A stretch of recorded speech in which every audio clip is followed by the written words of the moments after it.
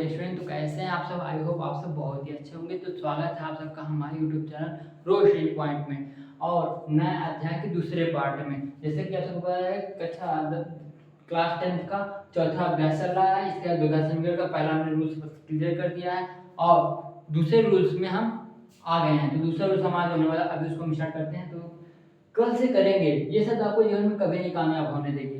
बहुत सारे लोग हैं जो 100 में 80% लोग ऐसे होते हैं जिनका मकसद यही होता है, रोज यही सोचते हैं कि हम आज से स्टार्ट करेंगे, अरे यार छोड़ जाए तो कल से स्टार्ट करते हैं। तो अगर आपके अंदर ये भी आदत है कि हम कल से स्टार्ट करेंगे, ये बात, ये जो आपको कल पे टालने वाला काम वर्क है ना, वो आपको कभी नहीं सक्सेस होने देगा।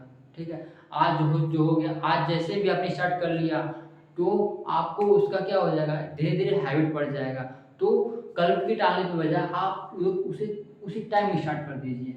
आया बात समझ में। तो चलते हैं हम इसके नए रूल्स पे। हाँ, तो पिछले का रूल्स था वो क्लियर हो गया, बच्चों ने क्वेश्चंस भी सॉल्व किए, हमको सेंड भी किए और clear.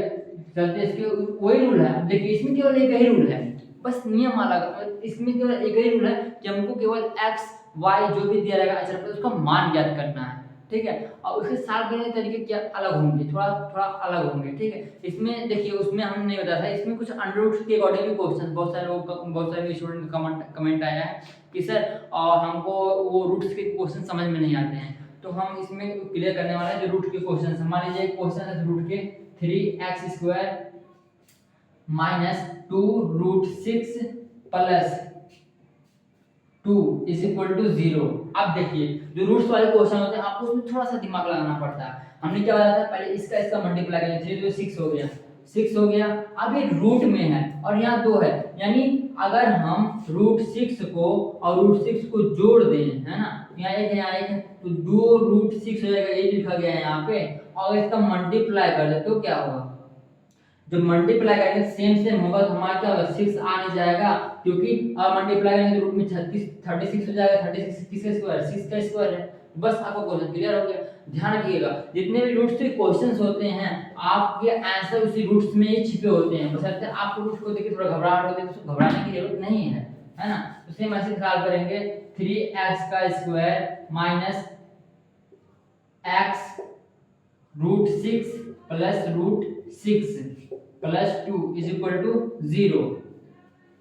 3x² minus √6x minus √6x plus 2 is equal to 0। Same मिल रहा है, नहीं मिल रहा है, कुछ केवल x बच मिल रहा है। लेकिन हम इसको लिख सकते हैं, जो √6 है इसको लिख सकते हैं रूट में 3 मल्टीप्लाई बाई 2, √3 मल्टीप्लाई बाई √2। अरे ये भी तो लिख सकते हैं 3 to 6। क्यों हम ऐसा लिख रहे हैं, क्योंकि ये जो अब देखिए है ना, इसको लिख सकते हैं। और जो 3 है इसको रूट में लिखेंगे 3 मल्टीप्लाई बाई 3, ये लिख सकते हैं। यहाँ तो आसान है, लेकिन यहाँ हमको बाहर करने के लिए क्या होगा, थोड़ा प्रॉब्लम होगा।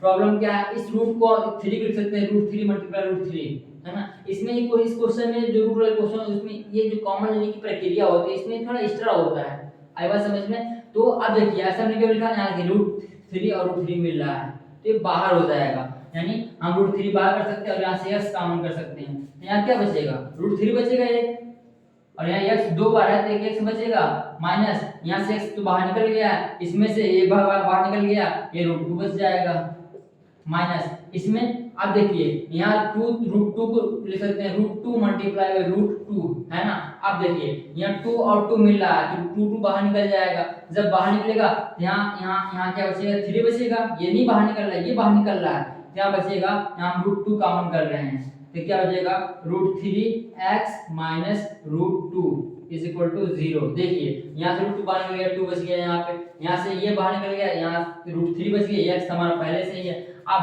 जो सेम मिल रहा है उसको बाहर कर लो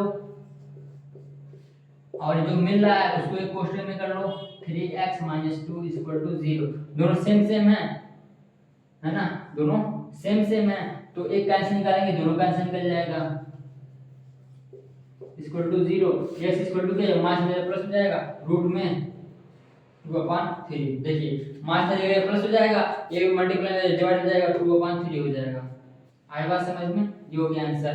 तो क्लियर है, लाइक कीजिए, चैनल को सब्सक्राइब कीजिए और शेयर कीजिए ताकि जितने भी 10th के स्टूडेंट हैं सबका रूट के अकॉर्डिंग क्वेश्चन सब क्लियर होता रहे। हो गया। हाँ, अब इसमें देखते हैं एक और इसी पे द्विघात समीकरण पे आधारित अगला क्वेश्चन। ठीक है,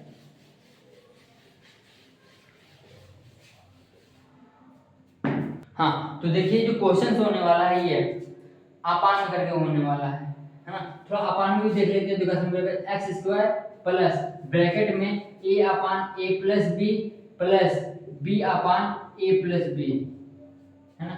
या फिर इसको अपोजिट में कर देते हैं तो हो जाएगा हमारा a plus B upon A, है ना, x plus 1 is equal to 0। देखिए ये क्या है हमारा क्वेश्चन अपार में, तो कुछ नहीं करना है, सिंपल है। हमने बताया ना जब ये ऐसा होगा तो इसको अंदर भेजेंगे, यहाँ हो जाएगा x का square plus a upon a plus B, यहाँ क्या हो जाएगा x आ जाएगा plus a plus B x upon a plus 1 is equal to 0, है ना। अब देखिए इसमें क्या मिल रहा है, केवल x मिल रहा है तो हम x को बाहर कर लेंगे तो x प्लस a बटे a प्लस b हो जाएगा, है ना। इसमें क्या मिल रहा है, कुछ नहीं मिल रहा है, लेकिन हमको इस जो ब्रैकेट है इसको इस ब्रैकेट में लाना है ना। तो इसके लिए क्या करना पड़ेगा, हमको कुछ ना कुछ कॉमन लेना पड़ेगा, तो हम इसको कॉमन लेते हैं a plus B upon a, है ना। अब यहाँ ये डाउट होगा बच्चों को, ये डाउट होगा कि हम आपने सब तो बताया जब सेम से मिलता है तो आप इसको कॉमन ले लेते हैं, लेकिन इसमें कहाँ से मिले, यहाँ एक है यहाँ ये ऐसे कैसे हो सकता है। हो सकता है हमने उसमें एक नियम और बताया था कि कॉमन लेने का मतलब हमको डिवाइड करना होता है, भाग देना होता है। अगर हमको ये नहीं इसलिए हम इसमें भाग देंगे। भाग कैसे देंगे, अब यहाँ देखिए हम कॉमन ले लेते हैं, क्या बचेगा एक x बचेगा, ये प्लस हम भाग देने का क्या 1 अपान a प्लस बी अपान ए भाग दे रहे हैं, मतलब ये जो बटा होता है ना इसका मतलब क्या होता है भाग ही तो होता है। अब नीचे के ऊपर चला जाता है ना। मान लीजिए आप अपान को अपान 5.26 अपान 3 हो जाए, जो सबसे नीचे का सबसे ऊपर जाता है 20 का 20 में जाता है, ये भी तो नीचे ऊपर जाएगा नहीं जाएगा, है ना। तो ये ऊपर हो जाएगा a बटे a प्लस बी हो जाएगा, हो गया ना सेम। ये हमसे इसको इससे मतलब है हमको, आई बात समझ में। तो ये हो गया सेम, तो x प्लस a बटे a प्लस बी हो गया और x plus a plus B बटे a हो गया, है ना, बराबर 0। ये प्लस में हो जाएगा माइनस में हो जाएगा, ये भी प्लस में हो जाएगा माइनस में हो जाएगा, आपका आंसर हो गया। तो इतना क्लियर है ना। ये हो गया आपके द्विघात समीकरण के कुछ आगे के क्वेश्चंस हो गए, ठीक है।